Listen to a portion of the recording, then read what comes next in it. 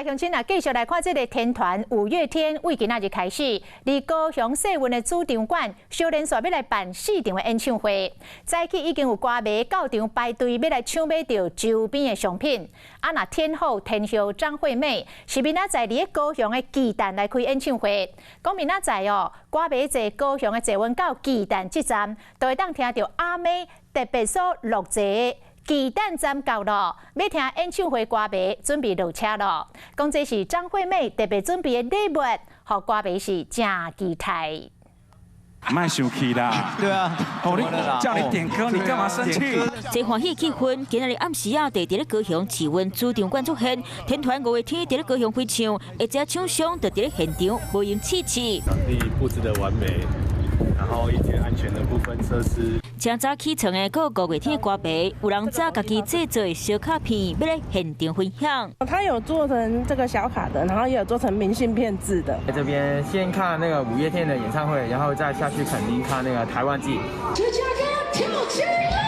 阿妹张惠妹是伫咧后日来到港都，天后个安排公布放送。我是阿妹，巨蛋站要到喽，要来听我演唱会的朋友准备下车喽。待会见。无唔对，坐坐稳去听阿妹伫咧高雄巨蛋的演唱会，都有机会伫咧坐稳顶先听到阿妹声音，会觉得很兴奋、很开心，就是可以先提前听到阿妹的声音。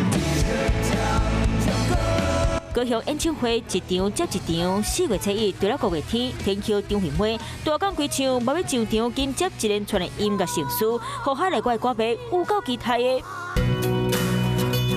爱河岸边的电光秀，金光闪闪，水气千条。河边的蜡烛球和建筑物轮流上演电光秀，气氛是真浪漫的酷。世运主场馆如果搭乘台铁或高铁，我们准备了40台的游览车来做接驳。